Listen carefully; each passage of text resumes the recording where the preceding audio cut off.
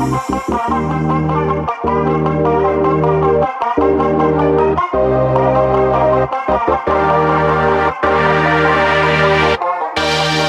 though COVID has been a very difficult time for many of us, for a lot of us, it's a time to reflect and to really figure out what are these things that you can do that bring you happiness. Who are the people who surround you, who bring you happiness, and how can you come together and do things that inspire each other, that kind of evoke those creative feelings within each other?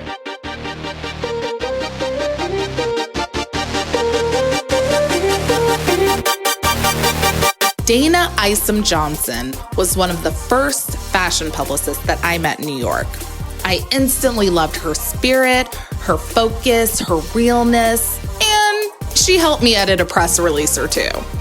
Now, as a TV personality, trend expert at Etsy, and a judge on the hit craft competition show NBC's Making It, Dayna walks us through her personal career journey, the importance of family, and never being afraid to revisit the pure joy of your inner child to unleash your creativity.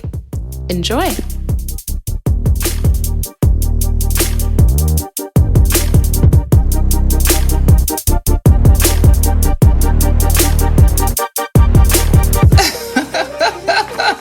Hello. Well, where are you going? Because this is a situation. Where are you going?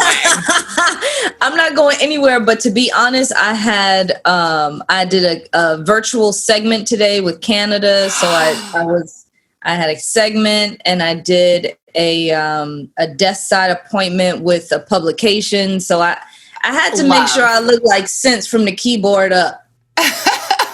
You're like the queen of the segments. I swear. It seems like TV, if there's segment with date, I was like, there she goes. There she goes. I love it. I love it. And I tell you, TV just brings me so much joy, especially right now. I'm trying to find as much joy as possible. Yeah. So if there's an opportunity, I take it because I enjoy doing it so much. Well, my joy came from binge watching Making It, but we'll get to that. It's so colorful and fun and what these people come up with. I'm like, what? Who does this? The creativity is just explosive and just mind blowing. And, I consider myself a pretty creative person, but then I see these people and I'm like, actually. You know what? On second thought. No, I love it. Well, thank you, Dayna, for coming on the show. I am a personal fan of yours. I'm a fan. I've been a fangirl since we met back in the day during my New York days. When did we met? We met, let's see. Oh Would my that God. have maybe been 2010, maybe somewhere around there? Yeah, aroundish. I know. It's been a minute. And just to watch your growth and expansion and just being who you are and doing what you love. I'm like, yes, I love it. It gives me life. So just, for our listeners, we're going to start from the beginning because this is what we do. So where are you from? And what was it like growing up there? Oh, okay. All right. Well, I am from a very small town, teeny tiny town called Louisa County, Virginia. The sticks of Virginia. Yep. I'm a born and raised country girl making mud pies as a kid. Yeah. And, but as a kid, I always just had dreams of something big. And, I remember my first fashion toy that kind of changed the game. You probably remember this too, and you probably had one. It was one of those games where you changed out the plates. It was different head, different top, different body. Yes. And there were 12 different versions. You remember this? Oh my God. Yeah, and then you had the black crayon that you could trace over and then color it all different ways and whatever. So that to me was my breakthrough of fashion. This is great. This is what I want to do when I grow up. And that I was chasing that dream since I was a kid. And what did your parents think about that? Because my parents were like, huh? I was like, I want to be a fashion designer. And they're like, Yeah, pretty much. I mean, they didn't really take it seriously until I said, so I'm going to apply to school. I actually was going two routes. I applied to Fashion Institute. And then I also applied at Johnson & Wales to be a chef. So I was either going to go to culinary school or go to fashion school. And I ended up just saying to my parents, no, I think New York is what I want to do, and fashion is where I want to go. And my mom cried a little bit, and she was like, okay, but if this is what you want to do, fine. And they moved me to New York. I moved into the dorms. They cried as they left. I cried as they left, because I was just a country girl coming to New York by myself. But 17 years later, here we go. What was that transition like for you, moving from such a small town into this big, crazy city? What was that like? Night and day. I mean, you're talking about growing up in the country. First of all, you don't have access to all of the culture. So I had never really interacted with anyone outside of just like white and black. I had never interacted with anyone rich because I was, the little country girl. Everybody's mid-income or lower income families. So it was like a walk into the concrete jungle, as everybody calls New York, and just being completely amazed and shiny-eyed, and was definitely that silly little girl that just kept her head up looking at the buildings like, oh my God, I can't believe I'm here. But it was everything I dreamed of and more. Wow. That is so crazy. Was there what was one of your first okay, I'm a New Yorker lesson? Like when I first had my first internship in Harlem, I was saying hello to everyone, like, hi. And then I was like, whoa, I'm getting bombarded here. Yep. So actually it's similar to you. I had two experiences. I was constantly opening the door and holding it for the next person, and no one saying thank you, and no one reciprocating and doing it for me. But then there was one time, and oh my gosh, because you're an old school New York, you're going to remember this. Remember on the corner of 34th when there used to be that TGI Fridays right there? Oh, yes. Kind of like the spot for a little second. Absolutely. So I was going with a friend to TGI Fridays on 34th Street. And the waitress is like, well, what will you have to drink? And I was like, I'll have a sweet tea. And they were like, sugar's on the table. And oh, okay. No more sweet tea. And it was just a moment of, I mean, it's so small. But when you think about it, it's those small nuances like saying hi, holding doors, asking for sweet tea. That's just kind of like a reminder of, you ain't in Virginia no more, girl. You in the city. Seriously. No, for sure. I'm curious, what was one of the first sort of designer or fashion items that you bought after you moved to New York? There's always that one thing and you're just like, oh my God, I'm officially a fashion girl. Yes. What was that? I saved my money, and I worked on in the summers and in the and during the holiday seasons, I worked at Nordstrom when I went home, and I would save all them dollars, all those checks. And I said, I'm going to get me a Louis Vuitton Speedy bag, because that is it. That is it. I need it. And I saved all those commission checks up, and I bought my Speedy. Yes. And I was taking that thing around. Okay. Well, I mean, it's a classic. Totally worth it. Do you still have that Speedy bag now? I still have it. One of these days, if I choose to enter motherhood land, girl. And if I have, listen, kudos to you. You have some beautiful children. That's tired, girl. That's a whole other pool, man. I don't know if I'm ready for that backstroke in that pool yet. Oh, Lord, it's a lot. But I love my Lambie Poos. I love you, Immutable. You know, it's definitely a journey. It's a journey. Yeah.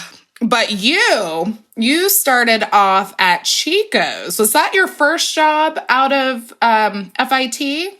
Well, I actually was working in a showroom for a little while before I moved to Florida. So Chico's was like my first corporate job, but I was doing showroom sales for this private label. I don't even remember the name of the brand, but I remember my boss's name, Pamela Capone. She was great. Hey, Pamela. You know, hey, Pam, what's up, girl? She would always say, I'm your favorite boss. I'm Pam. I love it. She's great. But so showroom sales is what I initially thought I wanted to do because one of my passions is just interacting with people. I love talking and selling and just that interaction. But then I realized that like, okay, how am I really going to grow in this though? So I ended up not staying long and got the gig with Chico's. Wow. And moved to Fort Myers, Florida for about 6 months with Chico's. Wow. Very interesting time in life. Yeah. And then I quickly skedaddled back to New York, stayed with Chico's, but I just, that was not a good place for me. Yeah. So you stayed with them for quite some time, and then you transitioned into, was it, I always get it wrong. What is it? White House Black Market or White? Oh, I did it. I was like, I used to scramble, you know, an accent. I'm like, Black House, what? And I'm like, wait, no, that's not it. And so, and so you were doing PR for them at that time. And so were you doing PR at Chico's as well? And then just I was actually working on all three brands. So under the Chico's FAS brand, the Chico's FAS umbrella is Chico's, White House Black Market, and Soma Intimates. Oh. Yeah. So I was doing PR for all three of the brands for the entire time that I was there. And we just kind of split up everything. Wow. So like, what would you say was the biggest lesson that you learned while you were at Chico's, and how has that helped you throughout your career? You know what? Actually, I would say that for me, and everybody's different, but for me, I could never do PR for a brand that I wasn't passionate about. And not to say that I was their customer, because I certainly wasn't, but I felt a connection to those distinct three ladies. Maybe not Soma. I wasn't super connected to that brand. But the White House Black Market chick, the Chico's lady, I understood them. I knew them. I knew the story, the narrative that they wanted to hear. So it made it easy for me to be able to connect with publications and media outlets and really help give the narrative and give the song and dance around the brand. But I remember so many of my other PR buds who would work for agencies. And I remember like they would grow significantly quicker than me with like titles but you know, half the time now, like titles don't really matter. But when you're young, you're young and impressionable, it matters to you, right? So I would see all of them growing, but then I'm like, yeah, but you got to talk about like Oscar Mayer hot dogs, or you got to talk about whatever it may. No shade to Oscar Mayer hot dogs. Yeah. I like hot dogs, but I'm just saying, like when we're talking about something that is sexy and exciting, for me, I knew that I could not do that unless I had some type of connection to the brand. Yes. I think that is probably like one of the greatest pieces of advice for PR folks out there, to be passionate about the brands that you're representing. Those are typically, like, even if you don't have the title, those are typically the people who are going to connect with, you know, the sponsors or the celebrity or the outlets. So that makes total sense. Now, how in the world did you end up at Etsy? How did this happen? So you were at Chico's for a minute, and then were you just like, I need a change? Like, how did that happen? Yeah, well, I was scratching for something new because I had been with Chico's for about 5 years. I think I was there. And I also, in my own personal like desires, I was missing creativity. I was like, okay, there is nothing else I can spin up with this. And also I want to get my hands on something and pour more of the creativity that I have inside of me into this next thing. That was part one. Part two was, this like internet thing is kind of buzzing. That's how like far back this is. This is not when e-commerce was like the platform to most brands. Like back then, the website came secondary to brick and mortar. And now we obviously see that flip, right? Especially now in COVID. Oh my God, all these stores closing. It's insane. It's insane. Wow. But anyway, so it was those two factors. I was lacking creativity in the work that I was doing. I was wanting to explore more in the e-commerce field. And I had purchased a bridal hanger as a gift for one of my friends who was getting married.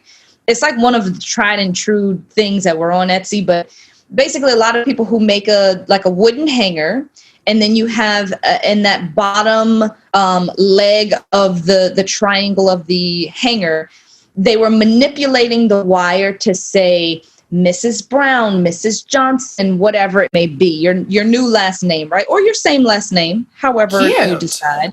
And so I purchased that from my friend, and I was like, oh man, this Etsy place is like kind of cool. I've been hearing about it a little bit. I like the story behind this of like small businesses, especially coming from a small town. Like I know those people I get that.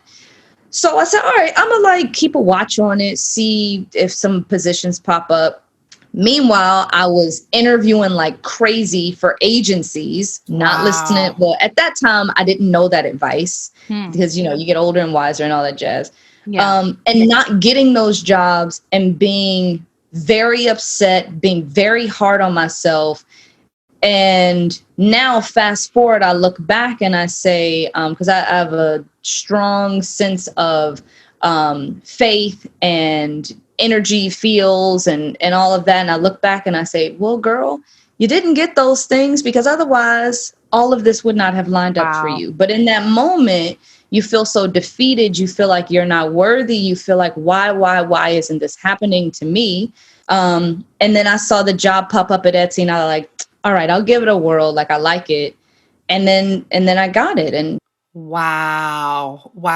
There's so many people, especially right now, who are just like trying to figure out, what's next, or maybe are hitting, that roadblock. Just like, I'm not getting any of the jobs that I'm interviewing for, like none of that.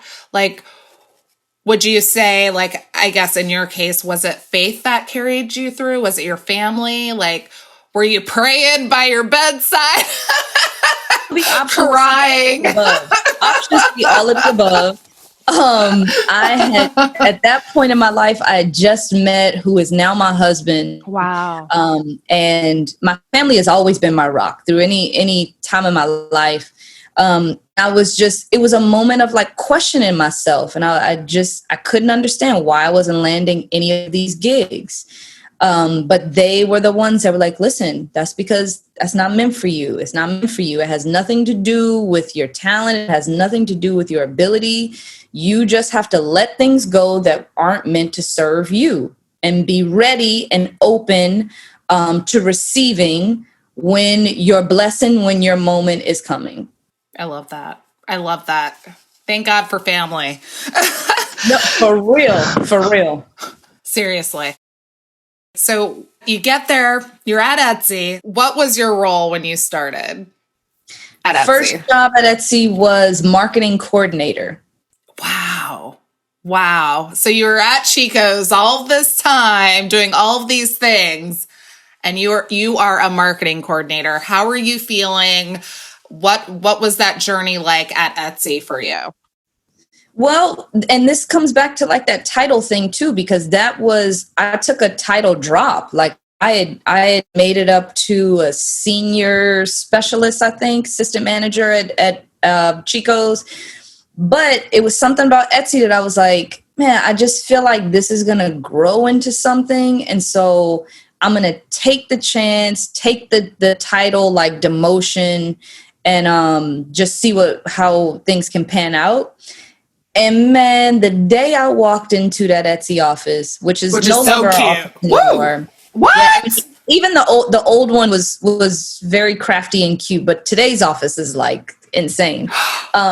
Yeah, I need a tour. One of these days when life is back, you come up to New York and I'll take you around. Yay. But there was a sense of like you walked into the doors, and in our old office, when you walked in, we had living walls that you walk down. So just imagine like you walking through this tunnel of green and like little blue lights, and it's just like, what?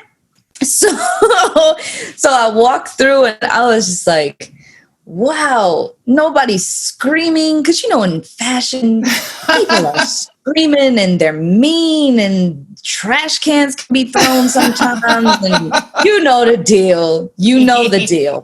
Okay.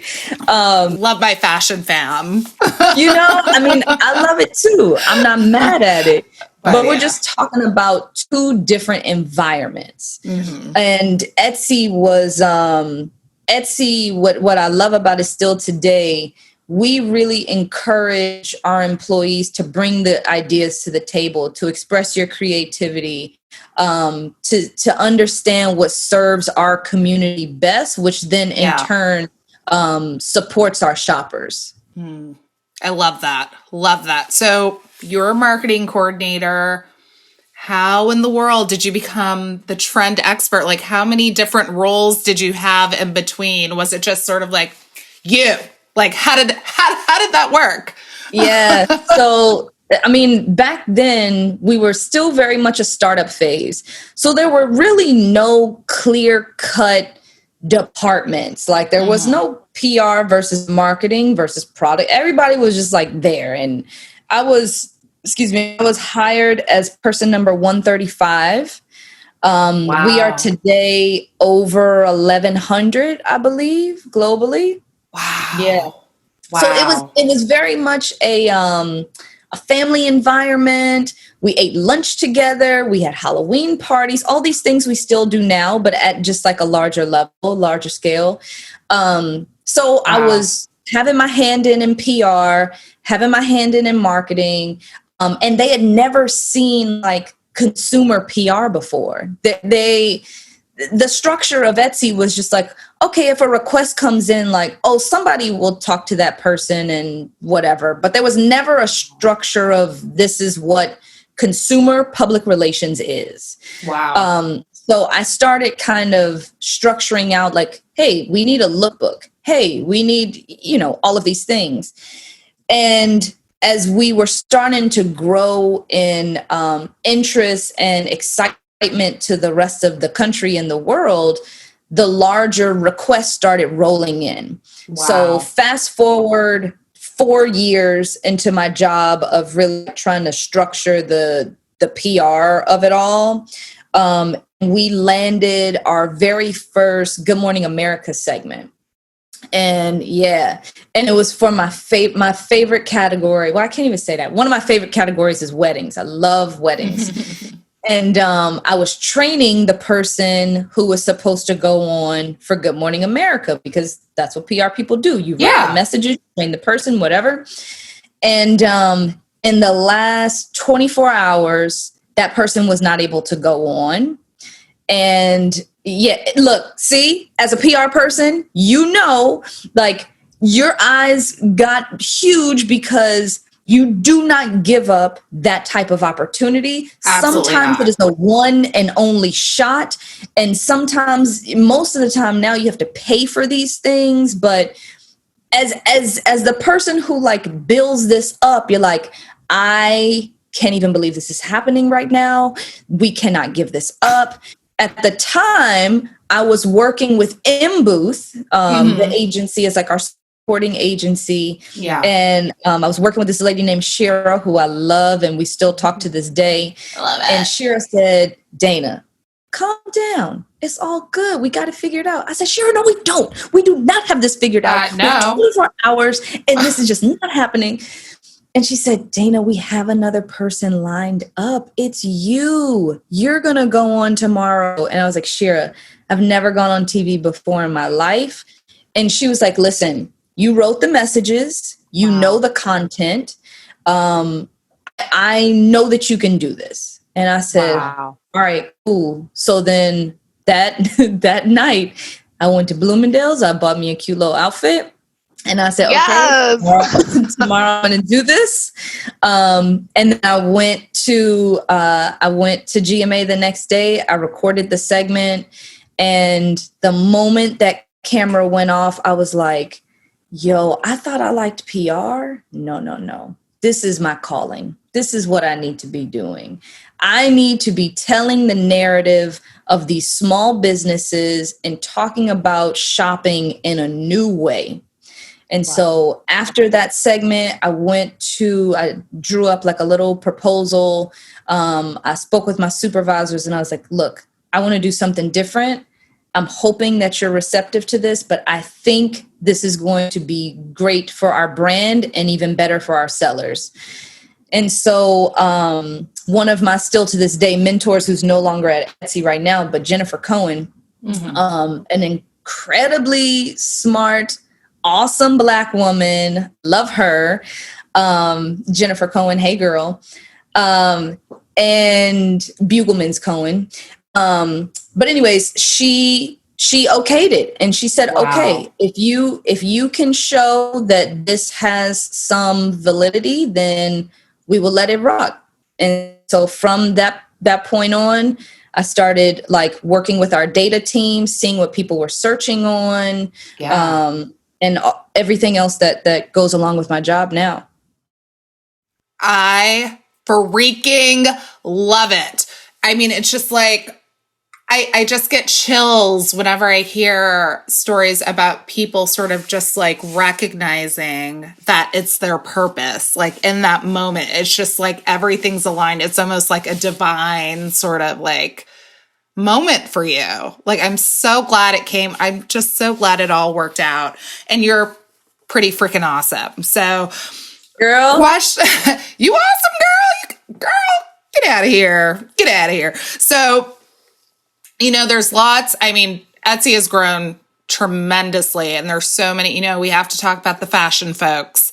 Like, what makes Etsy such a great platform for, maybe some folks who want to become designers, or maybe some of the smaller brands, in the middle of America who may not have access to, the New York or the, Paris, LA folks. Like, what can they expect from Etsy as opposed to some of the other platforms that are out there? Yeah, so I think the number one thing for them to think about is the low barrier to entry. Because when you think about starting a business and everything that comes along with that, there are just so many ins and outs and prep docs and investors and this and spaces. And it's a lot that goes into starting a business, right?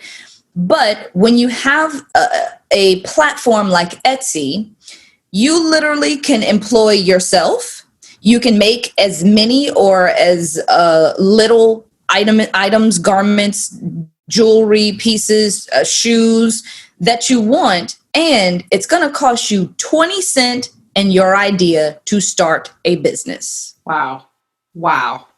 So when you think about that, and it's like these people who are trying to spend tens of thousands of dollars or hundreds of thousands of dollars to get their brand off the chair, when really to spend 20 cents to list your item to see how it performs. And then also thinking about the fact that you have the opportunity to show your items in front of, and I want to make sure I get my numbers right. So hold on, because you always got to fact check and get your stuff right. Absolutely. But in front of millions of shoppers, and we have, when you talk about the amount of sellers that we have on Etsy, we have about 3 million sellers across the globe. Wow. So we're all independent businesses, and we have 60 million buyers. So you're talking about, if someone like myself or someone on our marketing team should find your item and put it in an email or put it on our social channels, and for you to have the eyeballs of potential 60 million customers that you otherwise would have had to generate yourself. Wow. So I love the example of, he's one of my favorite fashion designers on Etsy. His name is Reuben Reuel, but his brand is Domestic, DEM. Oh, yes. Yeah. Oh, so you know Reuben? Yeah, I absolutely do. Didn't Beyonce wear a piece or two back in the day? Reuben is a perfect example, because Reuben, he learned how to sew from his grandmother. Wow. He started sewing when he was in school. He started his Etsy shop. I mean, I own several of his pieces. I love him. And then just like that, Beyonce has worn several of his items. Mindy Kaling has worn several of his items. And I mean, the list goes on and on of his celebrity following. But you're talking about a guy who, didn't have to have 10 years experience in the game, right, built his brand from scratch, and is thriving. Wow. Love, love, love it. So my question is, it's a little quirky. What is the number one item or type of item that people search for in the fashion category? Oh, it's probably random. Well, you know what? I will say this. I am not allowed to give secret sauce of number one performed or number one search. But what I will say is a hot search. I'll say actually two things. Vintage. Anything vintage, wow, within the designer space, is super, super popular. And wow, I think that's, a lot of people don't know that we're a great destination for vintage finds. No, yeah, let me tell you, I have this incredible DVF 70s jumpsuit, printed jumpsuit that I got off of Etsy. And it's a treasured piece. I love it so much. But it's that special thing. So whether you are shopping for the custom made twill blazer that you find this person to make for you custom in your size, or you luck up on this 1970s DVF printed jumpsuit. Sounds divine. So to me, I think fashion-wise, vintage is pretty incredible, but also our jewelry game is top-notch.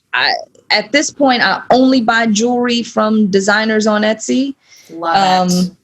Because you're also not up against the same thing that everybody else is wearing. There's some individuality in it. You are working directly with the maker. So if you see that bracelet and you're like, ooh, but these little skinny wrists of mine, I actually need them to tighten it up. Yeah. Or can you expand it a little? But you're working directly with the maker, with the designer. So you can have that conversation and say, hey, look, I need this. This is what would work best for me. I love that. Well, there goes my paycheck, Dayna. Thanks a lot. There it goes. Anywho, so you're at Etsy. You're on TV doing segments. I'm like, oh my God, there's Dayna again. Loving it.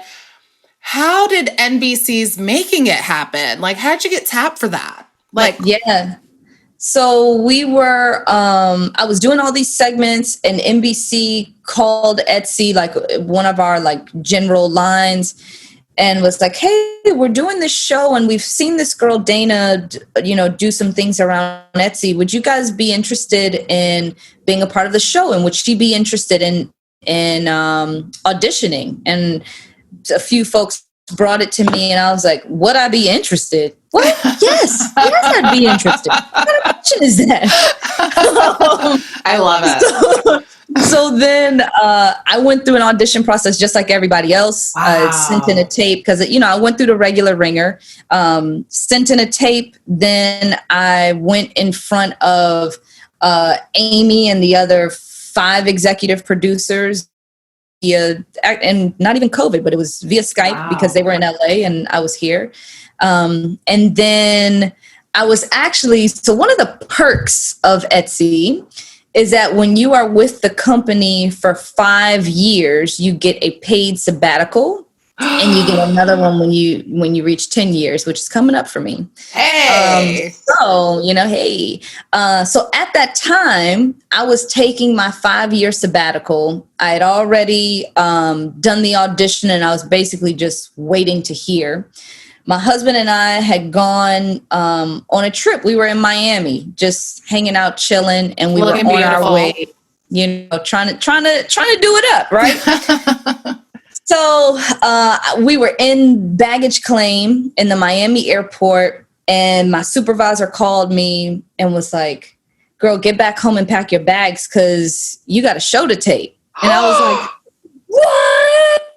And oh my God! I don't know if I can curse somewhere. I'm gonna be gentle to the listeners of your podcast, but I dropped several words that start with the letter F. Yes. Yes. And I ran 2 laps around the baggage claim. Oh. And, my husband was like, oh my God. And so then we went and celebrated. And then I left 2 weeks later for LA to start filming this first season. That is so beautiful. Totally curious because I know that your husband acts. Did you go to him for some preparation for the audition?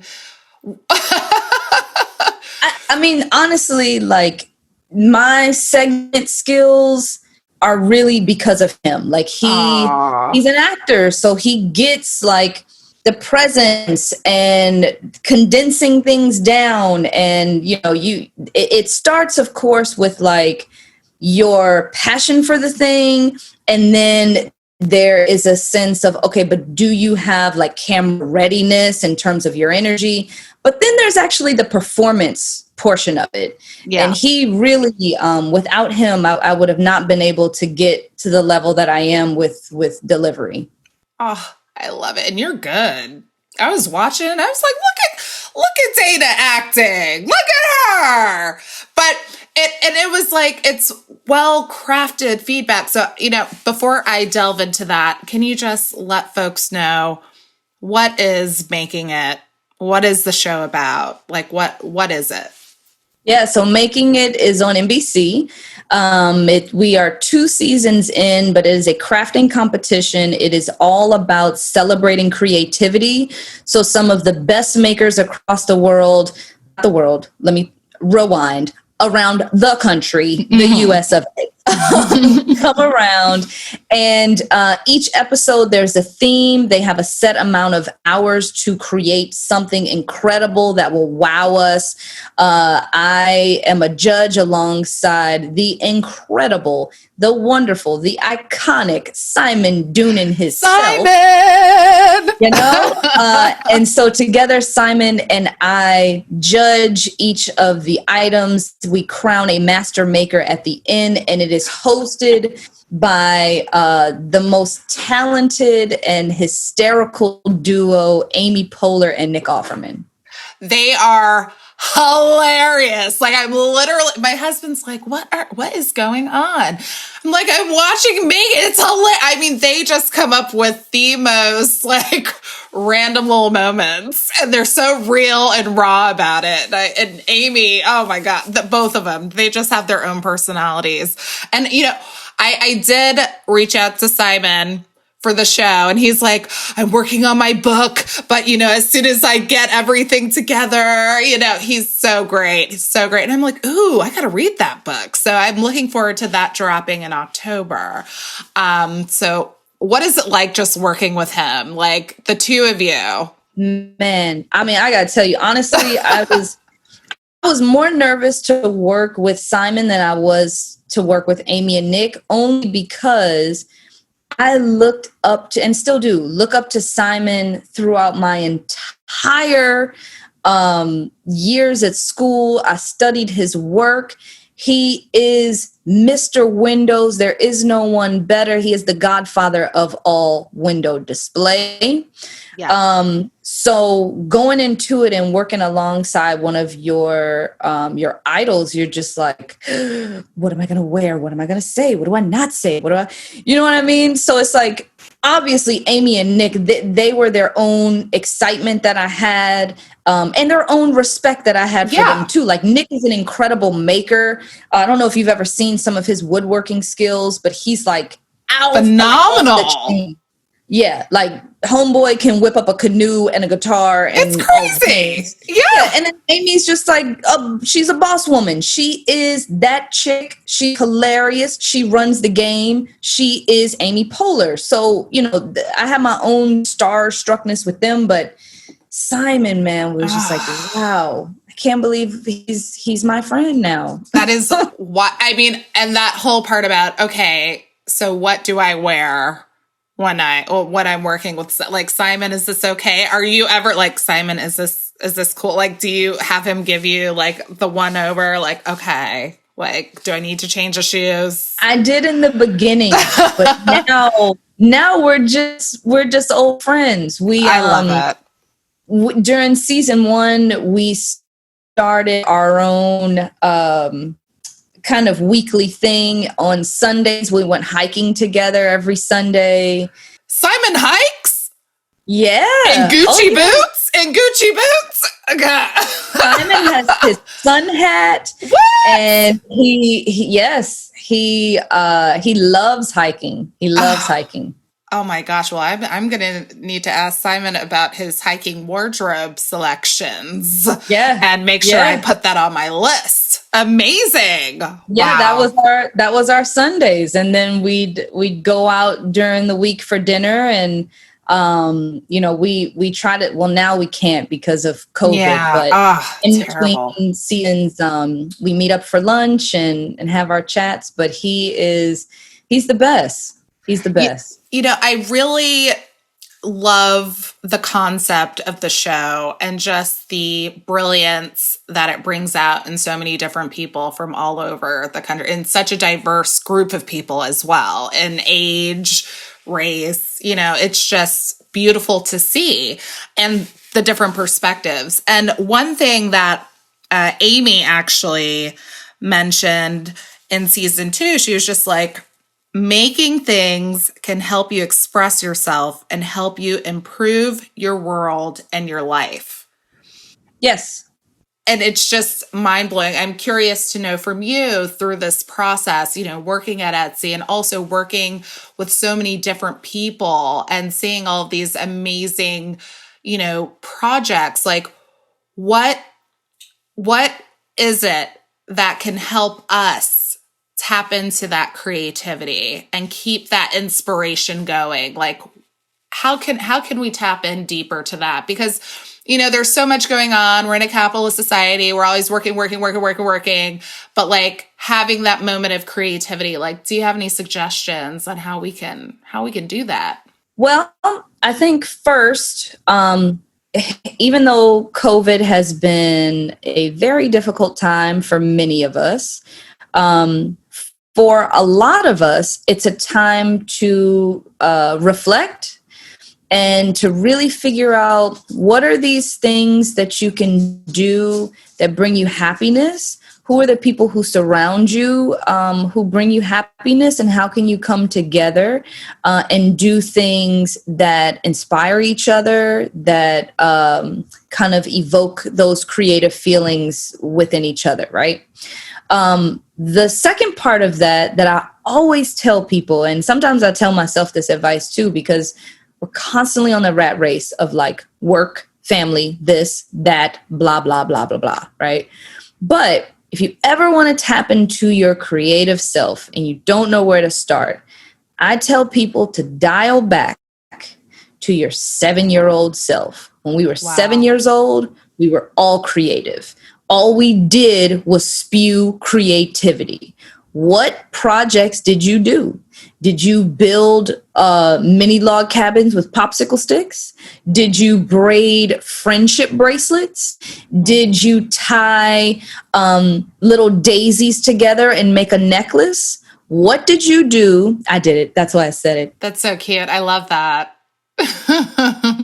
But in all seriousness, like what did you do when you were sitting outside, when you were sitting in your living room, and no one else was around, and it was you, your thoughts, your creativity, and your hands? What were they doing?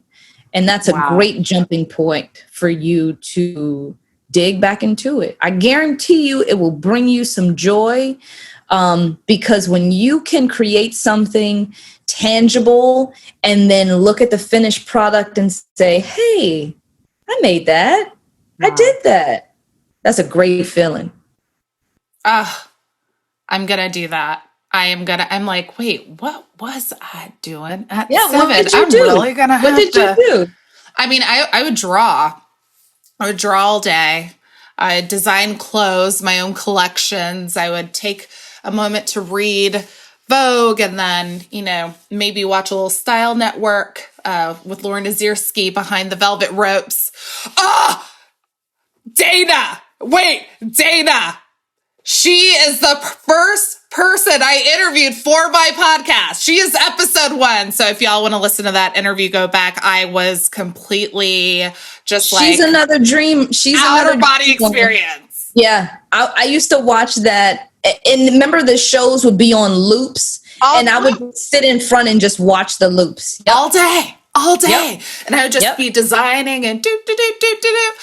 And I was just like, Lauren, you have no idea how much this means to me. I was such a fangirl, but it was so much fun. And we just delved into, that iconic time in New York, Fashion Week, and just, all of the designers and the fun stuff. So I'm definitely going to do that exercise and maybe design a little something. Why not?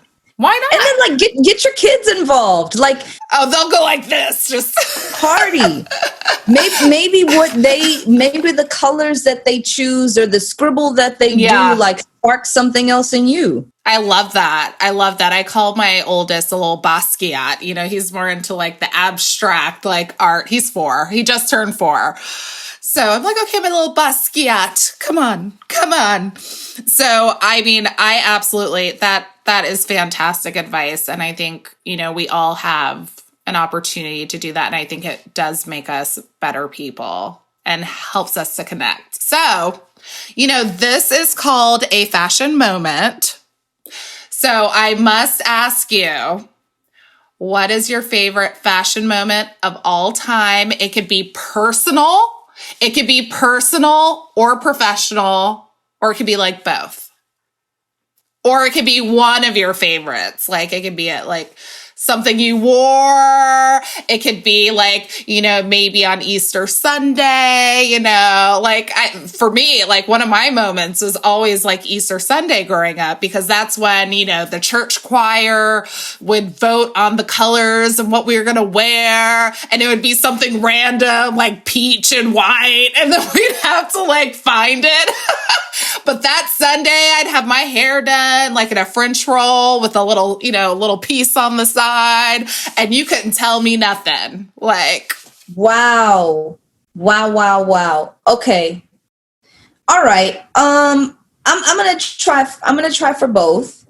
One of my favorite fashion moments as a child that I thought I was just doing it. Do you remember back in the 90s when there was a catalog called Spiegel? Do you remember the Spiegel catalog?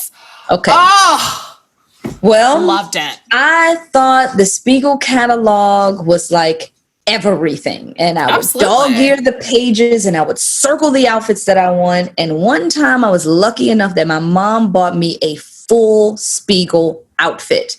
And it was, oh my God, it was so 90s. It was a velvet long sleeve belled in shirt. Okay. The velvet shirt had oversized satin polka dots that were printed on the front, like neon green, neon pink, neon yellow, right? And then I had coordinating neon pink leggings. Oh my God. And then she bought me like a crystal pendant necklace to go with it. Cute. And listen, I was like, I'm about to kill the game when I walk into school tomorrow with this on. It's a wrap.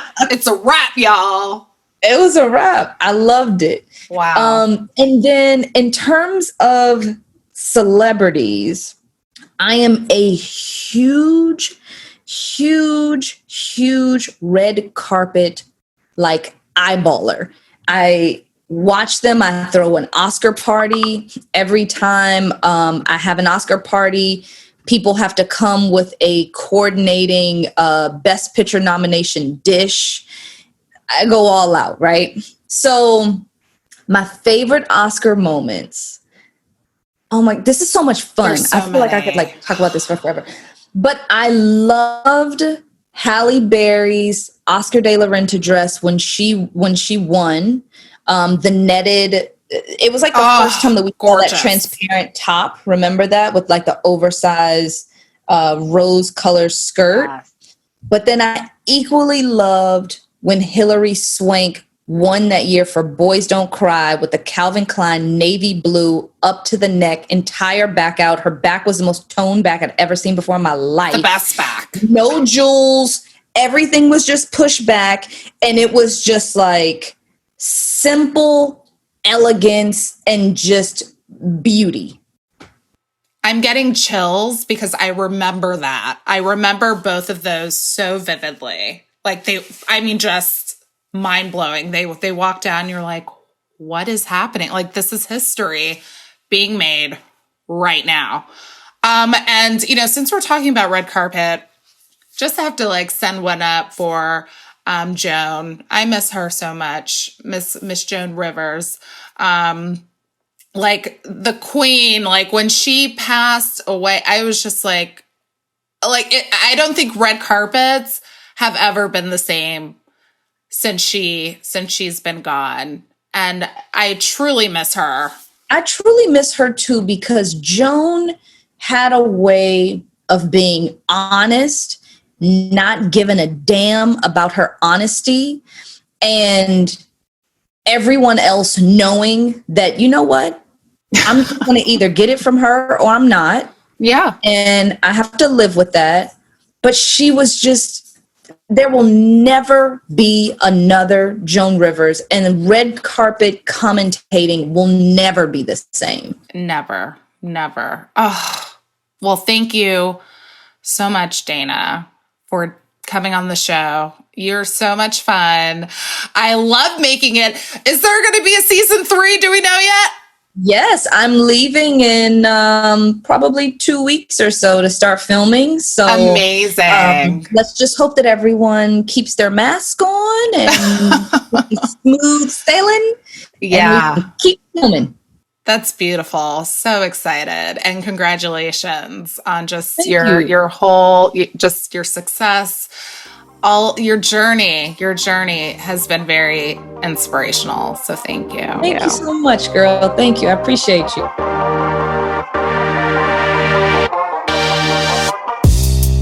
Thank you so much for tuning into this week's episode. Now it's time for my favorite segment, where we get to hear from you, our listeners, about your favorite fashion moments. Hey everyone, I'm Raisa, originally from Anata Bay, Jamaica, currently living in Baltimore, and this is my fashion moment. When I was younger, I lived back home in a very rural sort of passerby town with my grandma. And one thing about our life then was, one, I was very privileged. And so I had the opportunity to not only experience American life through the lens of my mother, but it was primarily through the lens of fashion. You know, back home, we were sort of relegated to wearing uniforms daily for school. And so the only time that I had to express myself would be outside of school, which literally involved being as colorful as possible. I'm an 80s baby, but I grew up in the 90s, and adorning a lot of jewelry. One thing about me is that I grew up with my grandmother, but my mom lived in the States. She was building our life here, getting ready for us to come home. And one of my fondest memories were the barrels that I would receive from the States, filled, literally stacked to the brim with toys and clothing. I was big on accessories back then. My mom loved sending me gold jewelry. She loved sending me matching sort of outfit sets. And then the other thing is that my grandma, she literally had the best eye for just like, if she were a seamstress in a past life, I would believe that. She was actually an educator. But my grandma would sew a lot of my clothing as well, or she would put her own little spin to it. So if ever I get an opportunity to share outfits from the past, just know that I was always suited, ready to go, and very well dressed, including, I think that's why I actually love outfits and getting dressed these days, because it always reminds me of my childhood.